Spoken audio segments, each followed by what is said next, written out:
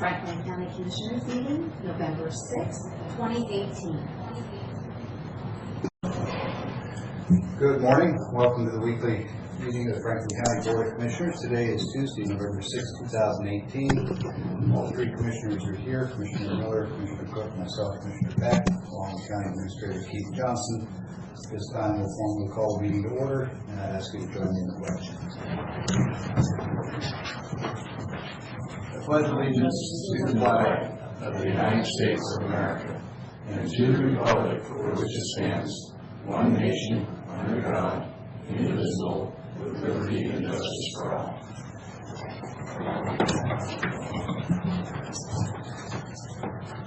Okay, first item of business on the agenda this morning is two sets of minutes, October 23rd and October 30th. They can stand as approved unless there are objections or concerns or requested changes. Are there any? And approve. Okay, Commissioner Miller or Cook, any changes? Approve as read for the chairman's signature. All right, thank you. Next item of business is a formal bid opening for County Road Project 614. This is scheduled for 9:05. Matt, or Craig, the last possible moment that somebody can turn in a package for 9 a.m. 8:45. 8:45. All right, so then there should be no legal impediment to us moving forward 4 minutes early with the opening of the bids. All right. Mr. Cook, have you got the bids this morning? We have, looks like 12 of them. Okay. I wonder, Craig, would you like to give us just a brief overview of what the project is? I suspect everybody here is already aware, but for the recording for people listening in, please.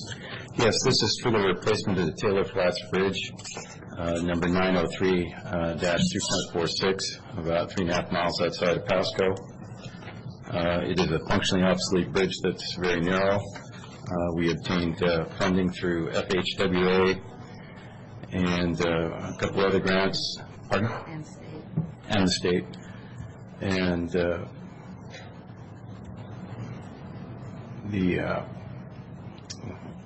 pardon me, we're off my spot here.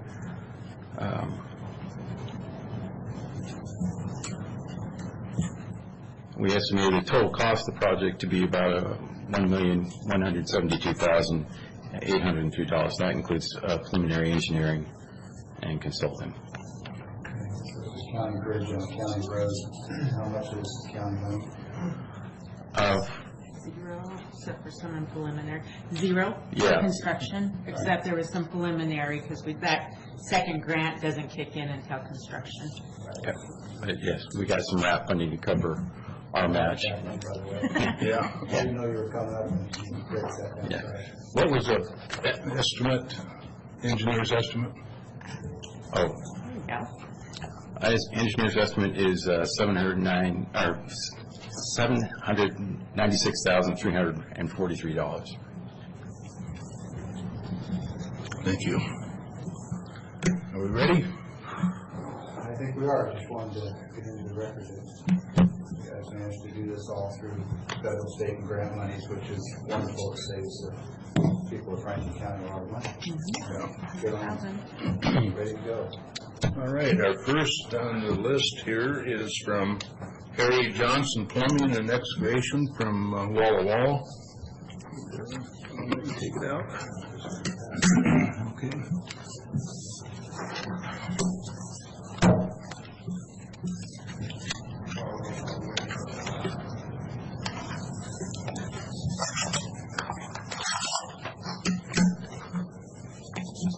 Before we start reading those, would you just remind everybody of the process here? We'll open these, you'll read the bid amounts, and then you're going to take them back and do what?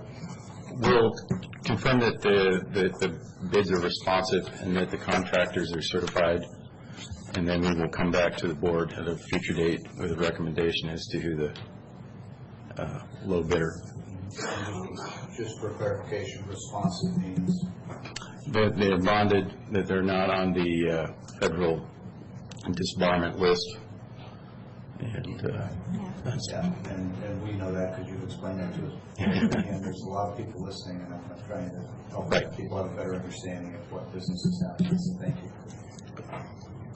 Okay. All All right, Harry Johnson Plumbing and Excavation. Bottom line here. Oh, there it is. Their total bid is $940,945. Excuse me. Our second is from Big D in Pasco.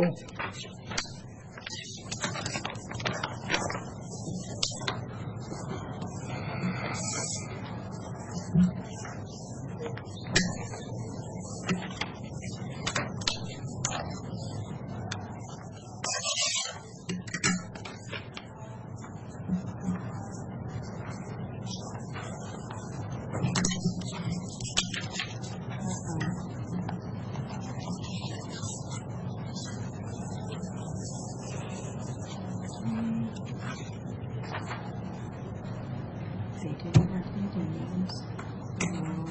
You, things like that. Now we'll go ahead. Okay.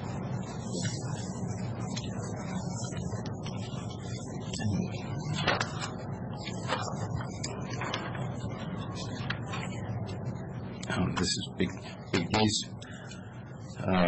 Bid is $1,256,878.12.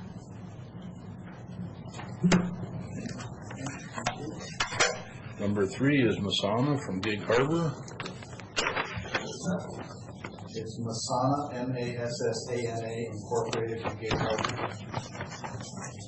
And we will, after we reread any of these numbers or names, just call out if you can't hear it. And at the end, we're just filling in a little worksheet like this. If anybody wants a copy of it, be happy to give you one.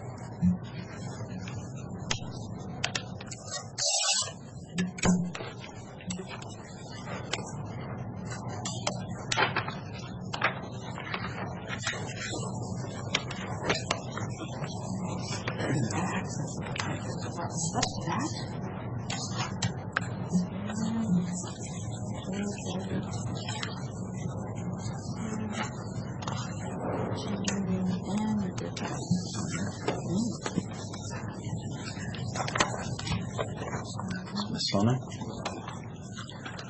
Masana's bid is $1,397,139.00. Once more, Craig, please. $1,397,139.00. Thank you. Commissioner Cook, you may have said this earlier, I don't know, but everybody's curious. There's a total of 12 bids this morning. I have, At least correct. 12 on the list here. Yeah. I know some folks are keeping track. Number 4 is from Game Inc. out of Kennewick.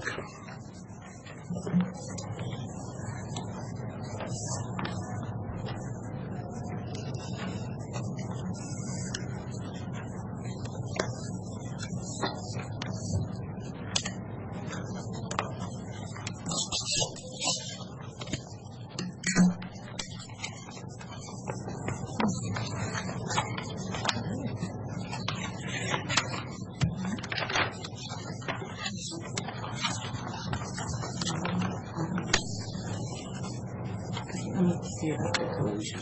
Yep, here they are. Okay. Yep.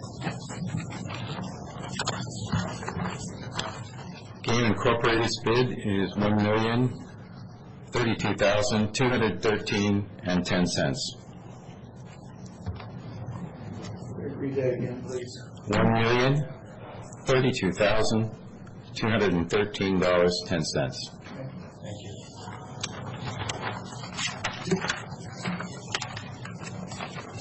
Number 5 is Brumfield Construction at Orangeport.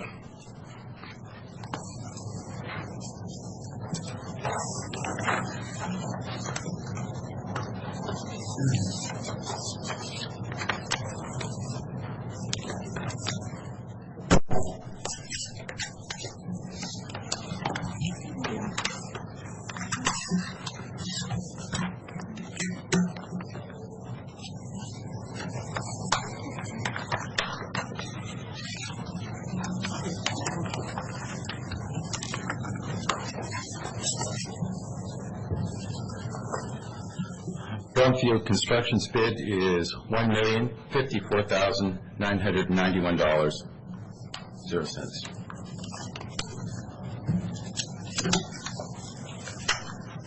Number 6 is Apollo out of Kennewick.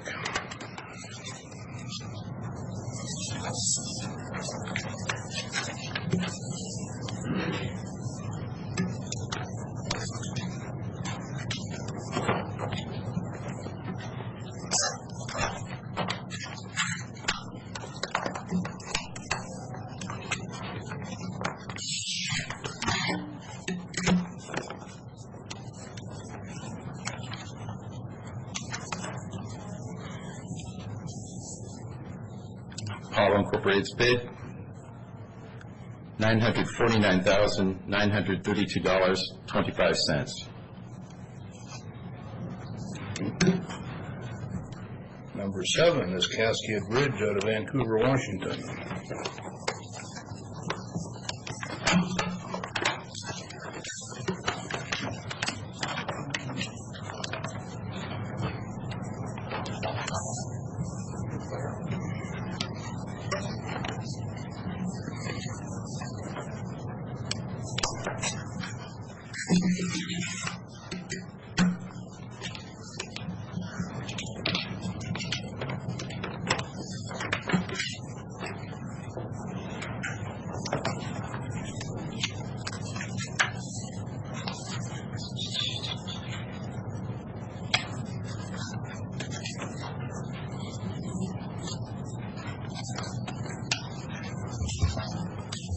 Cascade Bridge's bid is $1,142,978 even.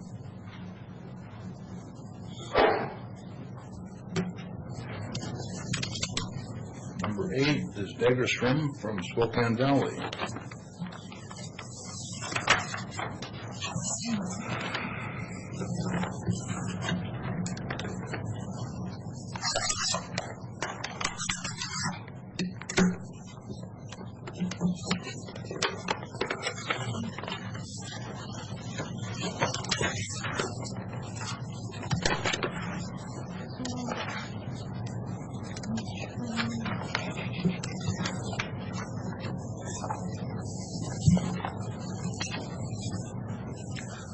Degerstrom's bid is $824,25.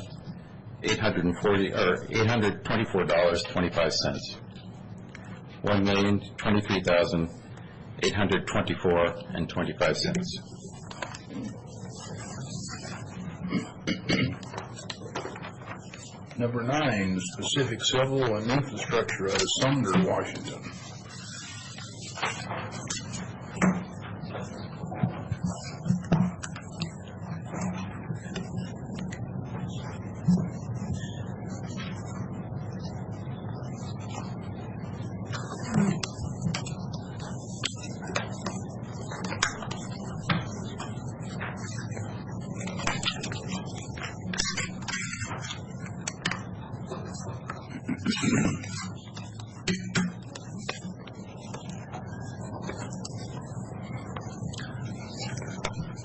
Pacific Civil and Infrastructure's bid is $1,355,562.00.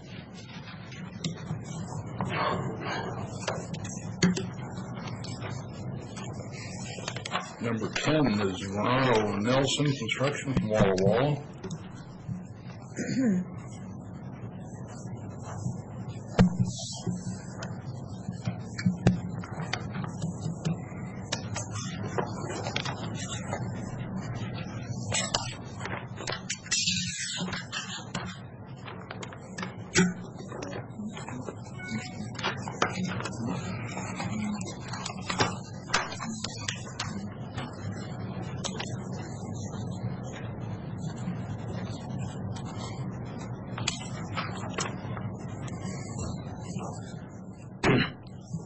Marino Nelson's bid is $1,016,057.50.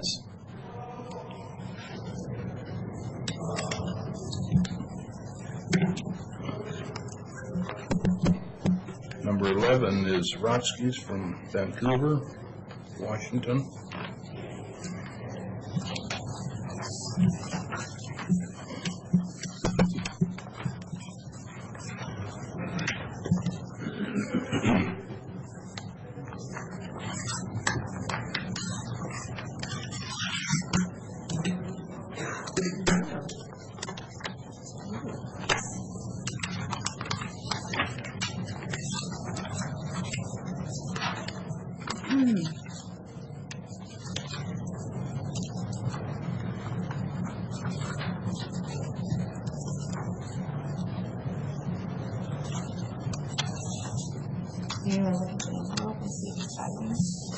Really looking at this missing. The first page, there it is.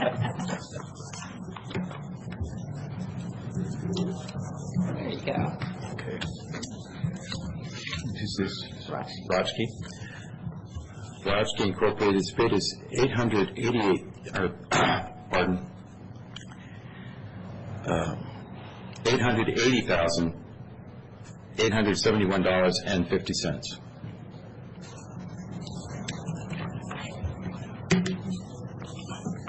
Number 12 and final is from Westland out of Spokane.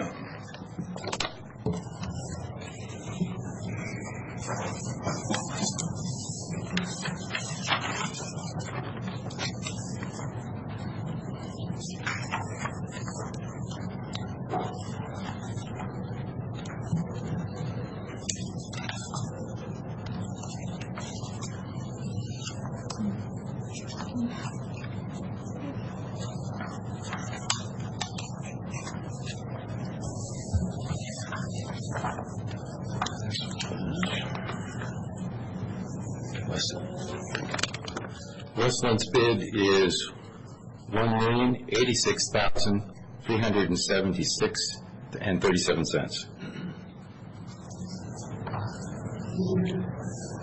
Can you read that last one, Jim? Yes, sir. $1,086,376.37.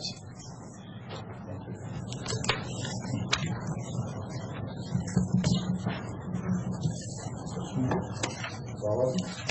That's the end. Okay.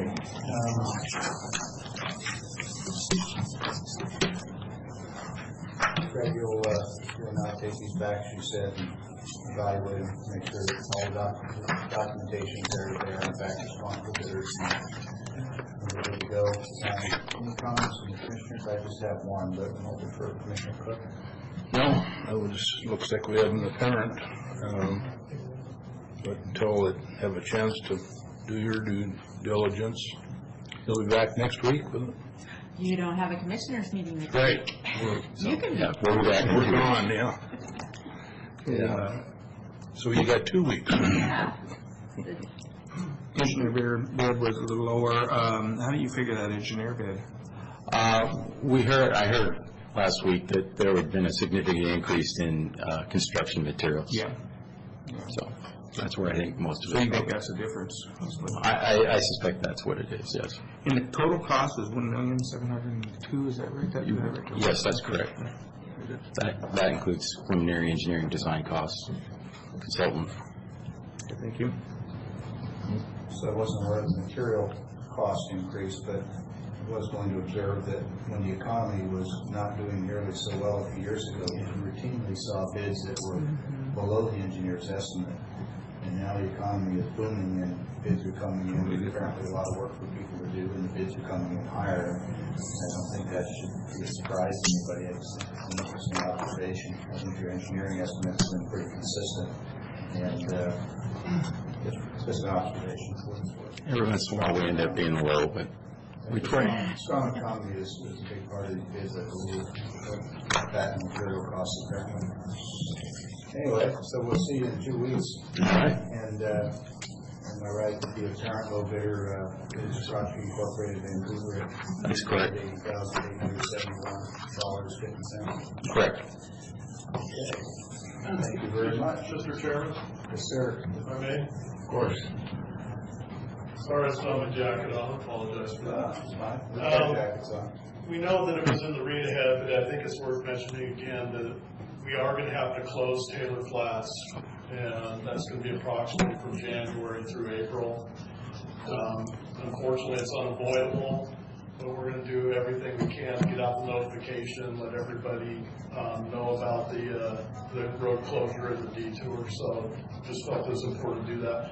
Also, I know that Craig didn't mean to do this, but terms and words are important, and responsive and responsible in the case of bidding are two separate things. Yeah, you and I have had this conversation a few times. What Ms. Newman was doing up here is verifying that all the bids that came in were responsive, meaning that they've completed all the required paperwork and submitted their proposals on the required documents. Now what they're going to do is they're going to go back and verify to ensure that the bidder, the parent low bidder, and the next two bidders above that, I believe, are considered to be responsible. And Craig mentioned what goes into that process. So just wanted to clarify that. We sometimes make that mistake. I know that what Craig meant, but I think it's important for people to know in bidding the difference between responsive and responsible. Do you know what the detour is yet? It's put in here, but we're going to be using Sagemore and Self Landing, and unfortunately, it's not what you would consider a very short detour. I think it's unavoidable. Yes. And just for the recording, could you say what it is? What I'm going to do is just read it instead of going by my memory, which gets worse and worse every year. But we're going to be using via Sagemore, Glade North, and then Self Landing. So Glade North will be heading everybody both to Glade North via Sagemore and Self Landing, which is south of the project, and Sagemore north of the project. So Glade North will be the main detour. We know that those locals out there will have a good understanding of other roads that can be used inside of there to get around there, but for the traveling public that may not be familiar with the area or coming through the county, Glade North is what we believe to be the best route to take them to. So, Matt, first off, thanks for the clarification. You're right, words matter. It's important. Responsive versus responsible. Appreciate you clearing that up. The detour is obviously unavoidable. If anybody's got a suggestion as to what they think might be a better one, of course, we're open to suggestions that staff has looked at and that sort of thing. The other observation is that I've only talked to a few people. I'm assuming you've talked to others in terms of truck movements, traffic volumes, crop movements, those kinds of things. That this appears to be the window that would be the least disruptive to the ag community and moving products. If somebody thinks otherwise, of course, we're open to input on that as well. But that combined with winter weather conditions and figuring out when it's realistic to do the construction, there's a lot of variables go into it. But I just want people to know that those are some of the things that we look at and have considered. People think there's a better way, we're always open. Absolutely. Yes, sir. Great. Thank you. All right, thank you. Okay, I'm going to pass this bid list down to the clerk, and if anybody would like a copy after the meeting, feel free to see her, and I'm sure she'll be happy to run you a copy.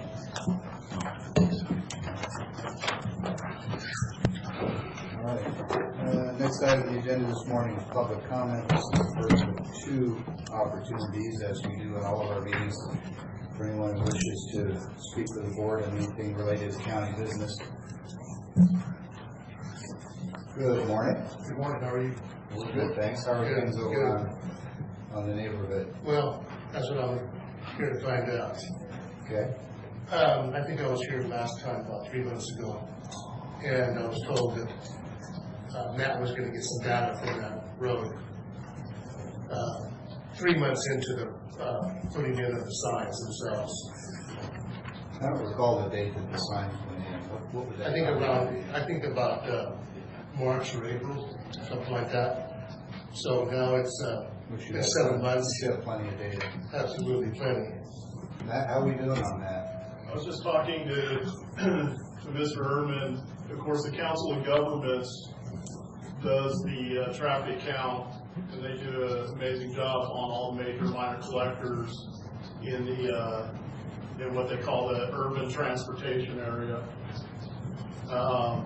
So I was just talking to him, not sure that they've got all of that completed and out to the locals, but we'll double check with them and then get that. And of course, we have our own data, but of course, there's a lot more detail. I think we might be talking two different things.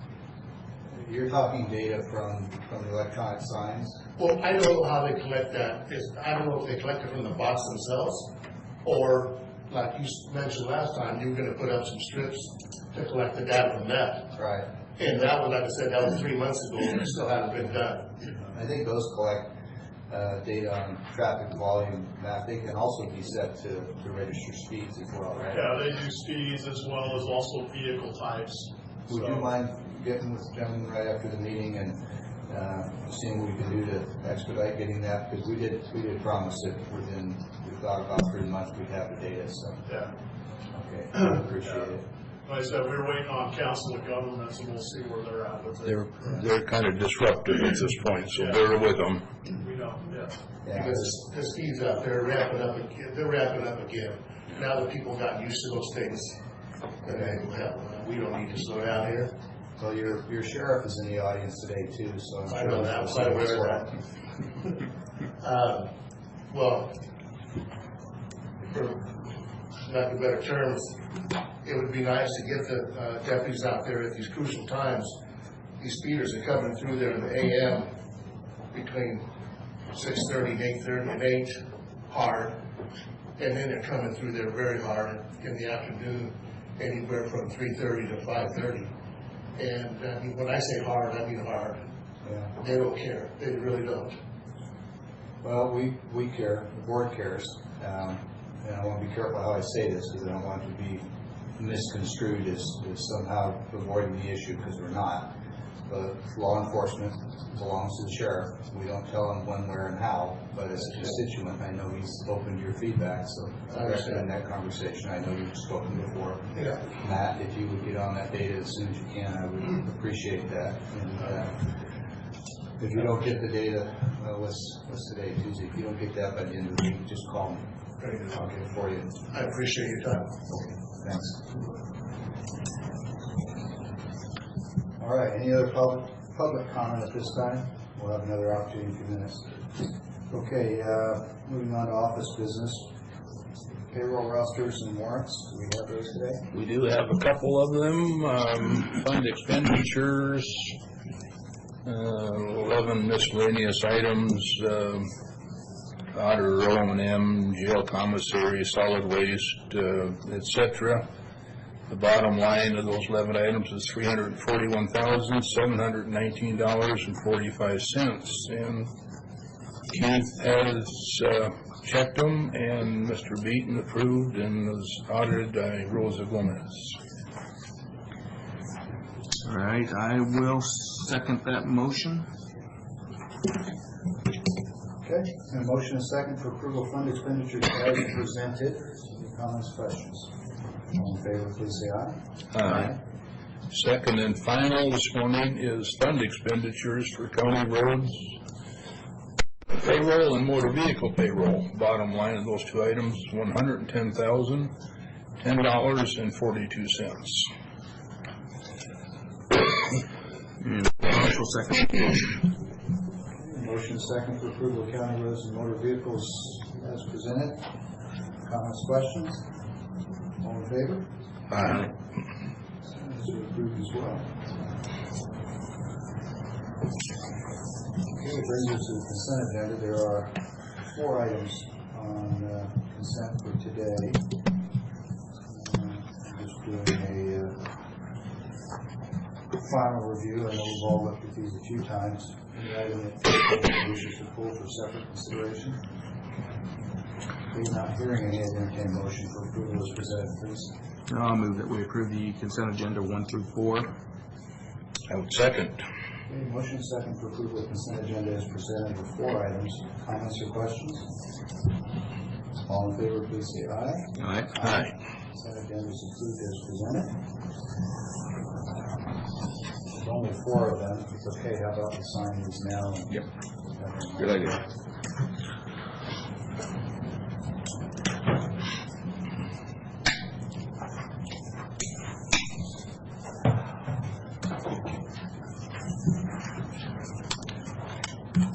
While we're signing these, I would just offer the board's congratulations to the sheriff for identifying a need and then finding grant funds to go purchase. That seems to be a recurring theme, which is much appreciated, given budget constraints. And also acknowledgement of the work that Human Resources has done. I had a couple of questions about our group verification report and why we were giving benefits to different people in different groups based on hours worked and hours per week, and they varied a lot. And I understand that has to do with contractual arrangements and agreements with the various bargaining units and employee groups. I'll just offer my own opinion, which is I'd like to see us move as much as possible toward a future date when maybe we follow a national standard for, I think it's 30 hours now for benefits. That's the statutory requirement of the Right. ACA. Yeah, so it may not be feasible just offering a perception because we'll get part-time employees collecting benefits and the cost to the citizens is noticeably higher in that situation per hour work on benefits. So. I would say the practical application of those variations are not as extreme actually on the ground as some of the language may seem to appear. Is that because the raw numbers of employees that fit in those categories is small? Yes. Okay. Well, I suspect it is a fiscal matter and it's also a matter of principle, but you've got to negotiate those two, I understand.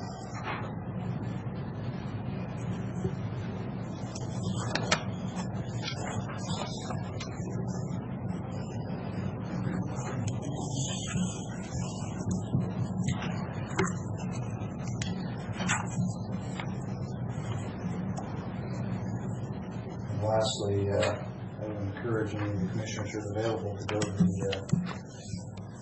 adoption day festivities and activities over in Bent County at the Justice Center if your schedule allows.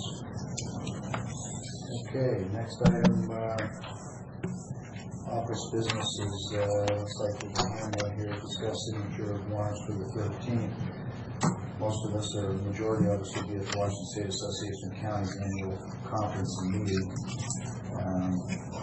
Gentlemen, how do we plan to handle that? Are all 3 of us going to be going? Yeah, I'll be absent all next week. Okay. I'm actually attending the ECA intergovernment meetings because I have not been to one of those, and Energy Communities Alliance. yes, and That's funded by ECA, isn't it? yes, yeah, that's very little on our cost, very, very little. In fact, it's funded 100%. Light and motel. And Commissioner Cook and I are obligated to be at WASAC and serve on various committees, legislative steering, and others. So, Mr. Chairman, sure. I'm also attending the WASAC conference, but I'm not leaving until Tuesday. So if the board want to direct me to sign those provisionally, final approval of the next board meeting, we can make sure those warrants get sent out. So be it. Does that need to be a resolution? Motion? not a resolution, but I think consensus, since we're recorded now, the record. Consensus is- Any commissioner object to having county administrator sign on behalf of the board? I do not. No. Temporary measure of final approval, we follow? No. Okay, so all 3 commissioners concur with this consensus, and thank you for the suggestion, that's the right answer. Okay, we're back to public comment. Anyone wishing to comment? Good morning. Good morning. I think well, I was going to say something. Your comments, happy election day. I was just about to say that to you, Mr. Nyder. I thought maybe you were. Yeah, so I just wanted to stand up here and remind everyone that it is election day and that today we will be picking a new county commissioner. And rather than give some partisan spiel. Well, possibly. You know, sometimes these races are close enough. It takes a while to find out. Ask Commissioner Cook. Oh, really? I haven't looked at your electoral history, Commissioner Cook. Well, I probably will. But I just wanted to remind everyone that regardless of what party you belong to, we are all Americans. And we have one sacred obligation that every American is required to partake in, and that is voting. Your vote is your voice. If you, my stepfather, God rest him, had a wonderful saying about this. If you don't vote, you don't get to complain about what happens in the election, and you might want to shut up. It's a beautiful saying, used to against me twice in my life. But I just wanted to remind. Well, have you voted yet? Oh, I voted as soon as I got my ballot. But anyway, so it is election day. Thank you all for your service. And though we will be changing one seat on the commission, it does not change the valuable work that this commission does. Thank you for everything, and get out there and vote if you haven't already, please. Voted once. I think that's all I'm allowed. Yeah. Hey, at least you voted. Of course. Okay, any other public comments? Okay. How about, looks like executive session if necessary. I'm not aware of any that we need today. Okay. Next item is adjournment. Before we do that, I want to make sure that there aren't any other comments or input from any board members. I do have 2 items to brief, but I'll defer to the other commissioners. Well, I attended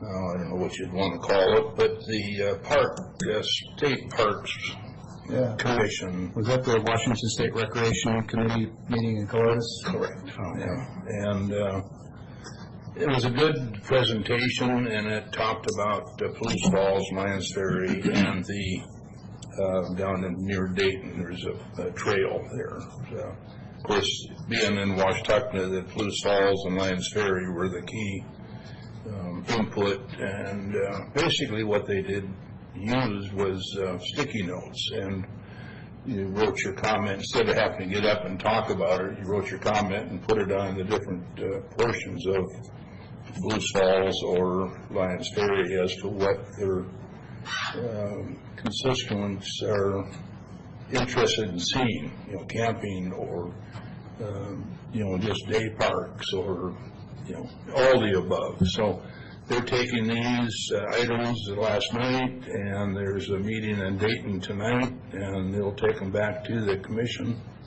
which is governor-appointed people, and they hope to have some numbers out by middle of 19 as to what their thoughts are going to be in the future. Sounds like Mark Schessler, Senator Schessler, was there last night along with Joe Schmick, representative. Senator Schessler mentioned that they do have some money earmarked from the legislation through Parks and Rec. So the reps from the state didn't want to talk about that too much. It was kind of a, I didn't know that, attitude. So, well, it's a pretty good source. Yeah. So there was a land purchase for additional parking at Palouse Falls this year, so maybe that's going to be tied into it. Well, I think it was a donation. Oh, it was, okay. I remember we did I think it was a zoning action too. Yeah. There's I don't know what it ended up as, a 20 acre or something on the, right. So they've got it mapped out as far as their property. Here's a bigger picture right here of the Herder donation. So it was actually a donation, okay. That's what they told us last night. Yeah, well, I shouldn't have assumed that it was a sale. It was a pretty big chunk of ground, so that's very generous. Yeah. Okay, well, I appreciate you going to that. You and I talked briefly ahead of time that I had a Veterans Advisory Board meeting, and appreciate very much that you were able to go and participate. Anything else on that topic? Not at this point until they come back, and like I say, it'll be middle of 19 probably before they. Yeah. Well, there's a process like that due for Juniper Dunes too. Slightly different group of people, but they'll be looking at what sort of improvements and amenities we want to have out there. So, Yeah, that'd be federal based. Right. And this is state based. One of the biggest, and that can relate to this, one of the biggest issues was the road. And it's, county road, but it's a state park, so you got two different entities, it's not on state property, it's a county property road. So, I don't know if, I started looking into some of their park dedication or grants and paths, and I don't know how that could be used, because we don't own the park, we're not going to our park. So that would be pretty tricky, so I don't know if we can find some grant money or something to help do that road, but Okay.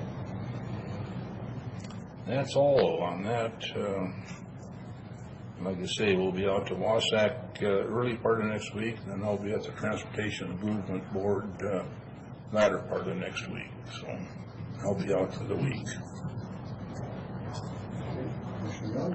No, just continue. We simply continue to do meetings. I'm inclined to.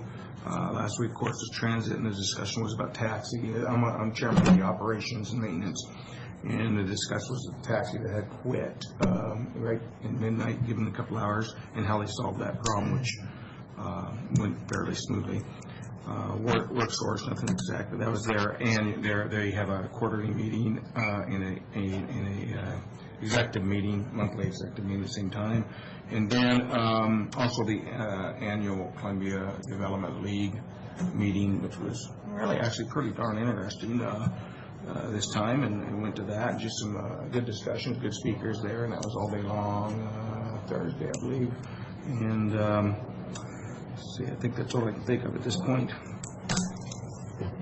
So you and Commissioner Cook both know my views on transit, so I won't bash transit publicly now, but I will say that with a budget that's bigger than the Franklin County current expense budget, it seems overdone. So the question is, when the local taxi company closed down, is transit planning to find some other mechanism to fund those after-hour taxi rides?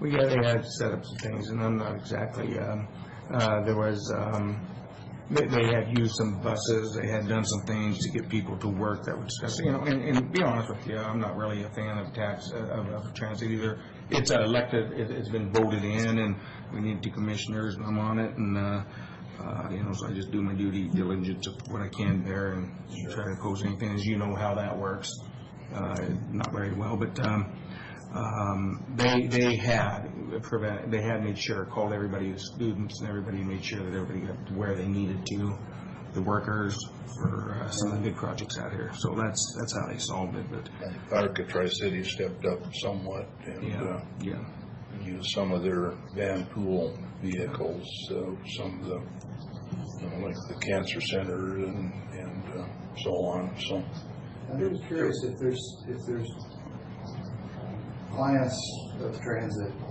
customers who need this transportation after hours, why doesn't transit simply operate during those hours? yeah, I don't know if they find it more expensive or what, but Well, I calculate it, so I'm glad you brought that up, because a lot of people don't know that when transit counts their ridership, if you go from point A to B, and the transit station is the midpoint, you get to the transit station, hop off one bus, you get on your other bus, and it takes you to your destination. You now get counted as two riders. They don't count passengers, they count rides or riders. And so I think that has a tendency to inflate their ridership, and even so, their ridership, even with that formula for counting people, the ridership is down. And with the monthly pass, people were getting a free taxi ride after hours after transit shut down, and I know people, and I like the idea that it reduces people driving while intoxicated, but sending a taxi at transit expense pick up people at a bar at 2 in the morning never seemed like something that transit was set up to fund. But I'll get off my soapbox and say that it's. I agree with all that, but I will say that they don't go all night, they go to a certain point, you gotta schedule ahead, but it's still a cheap ride, and that's the big thing. I'm just not sure it's in Transit's mission. Right. I think when we calculated it, we took their current expense budget for the, I don't remember the stats, but it came out to about $22 a ride, and it seemed to me that, for that kind of cost for transit, that, we could be funding taxis to go to somebody's door and pick them up, provide better service, and keep the business in the private sector where they're paying taxes. But this isn't this meeting, it's about Right, transit, no, so I said I wasn't going to go there, and now I got myself started. Yeah. No, I think everybody understands that, it's just something that voted in, and how we change that, it's there. What's our current expense budget now, about $26 million? Last time I checked, theirs was $38 million. Yeah, and they're throughout Benton County and here, and it's still largely. Not throughout all of both counties, just a No, portion of both. just Pasco, and then you got. It's a huge amount of money for. But on the other hand, it's almost twice as large as Franklin County. Right, that's. Vehicle-wise, personnel-wise. The service area? No, I said, as far as what they have for employees, what they have for vehicles, and, not only the buses, but the dial-a-rides and the van pools, and upkeep on them. And van pool's the only one that's ahead. Yeah, it's only one. Yeah, I actually appreciate and like the van pools. They appear to be self-sustaining. They take a lot of traffic off of 240 going to Hanford. I think that's a success, and that's a win. Dial-a-ride is an ADA requirement, so there's really no discussion there, although there's more efficient ways to do it, I believe. It's the large buses with only a couple of folks on them. But anyway, enough about that. Sorry, didn't mean to go that deep into it. Commissioner Miller, any other topics? No, not at this point. Okay. So, update on a couple of things. U.S. Army Corps of Engineers have been asking us to put a gate on that portion of Columbia River Road. You recall the issue. They sent us a proposed MOU. I ran it through all of you and through legal and through planning. We discovered that there's a need to add, and I did add, a requirement for them to get the appropriate shoreline permits from the county before doing any work down there because of its proximity to the river shore, which is ironic because it is the Corps of Engineers who requires permits from everybody on the planet to do anything near the shoreline. So if anybody should understand, they should. But I've updated that MOU, I've coordinated it with everybody. There were no additional comments. I've sent what I call final draft back to the Corps, asked them to review it, sign it, send it back to us, and that'll be our last opportunity to look at it and say, okay, yeah, this is good, this is what we want to do. And then once we sign it, it'll be done. So I sent that off to them yesterday. Veterans Advisory Board had another meeting last evening. We've had meetings with Sheila Berry over at Human Services. They have agreed to provide the same services as they provide to Benton County, which is the accounting, the distribution of funds, the verification of eligibility. They're asking us to fund the same financial support for their services that Benton County provides, which is either $6,000 a year or 6% of the expended budget for the year, whichever is less, not whichever's more. So our cap would be $6,000 maximum for the year. We are in compliance with state statutes in every way that I can see at this point. We have created a RAP card for distribution.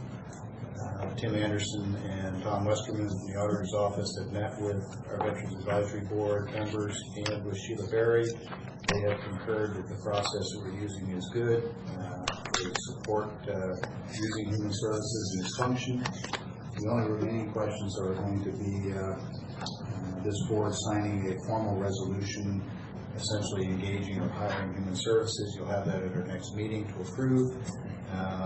And the other activity is going to be signing, or is printing of RAP cards. We don't have the bids back yet for what that's going to cost. I'm going to guess that we'll do about $5,000 in the first printing, and we'll see what the cost is when we use a local printer. But you'll get that data for approval before we expend any funds. So that's just an update on what we're doing with the advisory board. Lots of other things going on, but I think for today that probably covers it. All right. Okay. I'll be attending the Connell Road interchange task force meeting this afternoon in Connell. That's the project is still being pursued. Okay. All right, last call for any other comments before we adjourn. Okay, not hearing any other comments, we're adjourned.